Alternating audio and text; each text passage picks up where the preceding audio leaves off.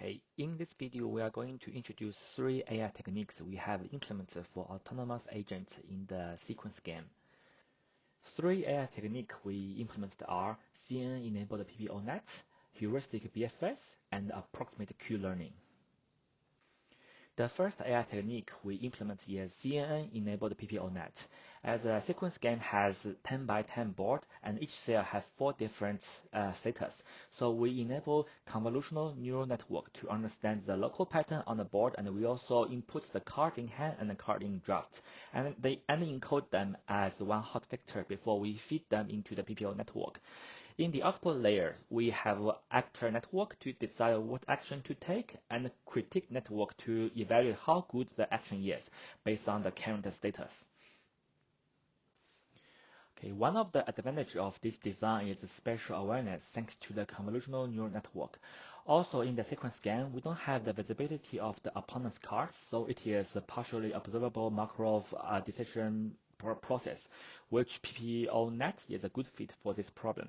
However, there are numbers of challenges we experienced. Firstly, since we are using 3 layers of CNN during the test submission stage, it may require more computing resources and timeout may occur. As a workaround, we have reduced to the 2 layers of CNN with smaller numbers of neurons on each layer.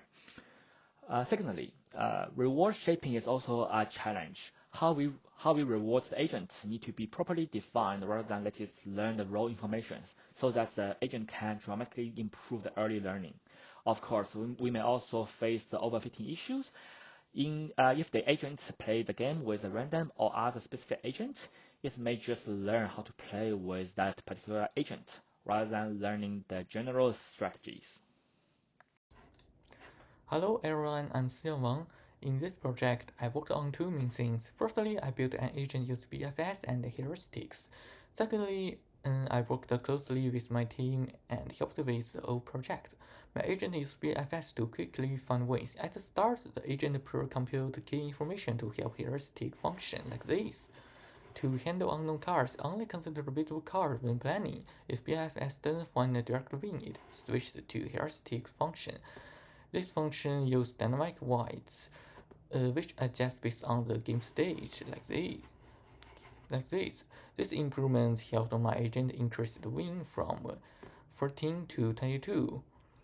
For my team contribution, I helped my teammates with error agents. This means I helped them check and fix the agent's learning steps and fix some main code part, like a customer generate successor function and give some idea for agent feature. I also study how to handle unknown information and share it with the whole team. Dear professors at Teaching Game, I'm Wen Shilong, presenting my AI agent strategy for the sequence game. Sequence presents 2 major challenges: a vast action space with dozens of moving per turn, and a 1-second decision limit. I employed approximate Q-learning, use linear Q-value approximation with features like sequence formation, Hubbard control, and emergency blocking to reduce complexity.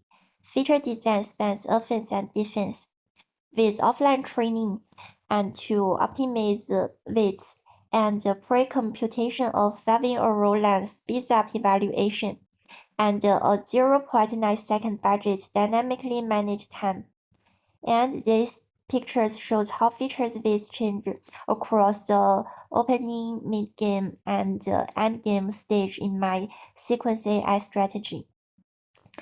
My approximate Q-learning method adjusts features like sequence formation and emergency blocking with this move, for example, from 29.4% in opening stage to 23.3% in mid-game, and then adjust to 24.6% in the end-game.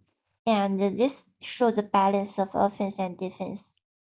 And this picture shows Q-learning achieves about 60% to 70% win rate, surpassing BFS heuristic and CNN-enabled PPONet.